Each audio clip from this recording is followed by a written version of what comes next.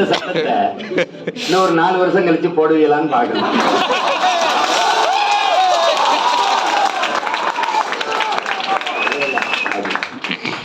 அவரும்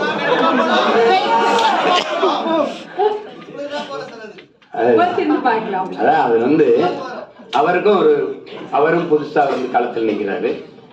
இப்ப அவரு இதுல யாரு சொல்ற கருத்துக்கள், யாரு வந்தா நாடு மக்களும் நல்லா இருக்க முடியும், நிம்மதியா இருக்க முடியும், எது சரி என்பதை தேர்வு செய்கிற அந்த முடிவு மக்கள் கையில.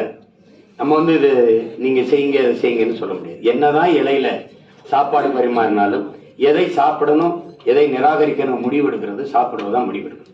அப்போ புதிதா களத்துல நிக்கிறது, எந்த பொறுப்புக்கும் வராம இருக்கிறது நானும் அவரும் தான். அவரு தம்பி புதுசா வராரு, நான் 15 ஆண்டுகளா அந்த களத்துல, 10 ஆண்டுகளா தேர்தல் களத்துல நிக்கிறேன். 15 ஆண்டுகள் ஆயிடுச்சு. 2016 வந்து இப்ப 26, 10 ஆண்டுகள் தொடங்குது. இந்த தேர்தல்ல பொது தேர்தல நிக்கிறோம். அவர் முதலா தேர்தலை எதிர்கொள்றாரு. இதுல யாரு வந்தா சிறப்பா இருக்குங்கிறத என் அன்பு மக்கள் தான் முடிவு. நாங்க 2 தான் புதியவர்கள், எங்களுக்கு தான் நீங்க வாய்ப்பு தந்து பார்க்கணும். ஏற்கனவே ஒரு ஆட்சியில அந்த ஆட்சி நல்லா இருக்கு தொடரணும்னு வாய்ப்பு அளிச்சீங்கன்னா அதை வரவேற்போம், அது ஒண்ணும் பண்ண முடியாது. இல்ல இதை மாத்தணும்னு நினைச்சீங்கன்னா வாய்ப்பா நானும் என் தம்பியும் தான் இருக்கோம். அதுல நீங்க எங்களதான் யாராவது ஒருத்தர் தேர்வு.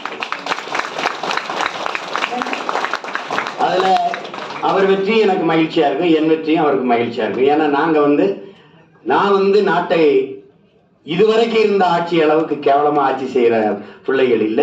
இதை விட ஆகச்சிறந்த ஆட்சியை கொடுக்கணும்னு ஒரு கனவோடு இருக்கிற பிள்ளைகள். அது எது சரியா இருக்கோ அதை நீங்க முடிவெடுங்க, பார்த்து செய்யுங்க நியாயமாரே.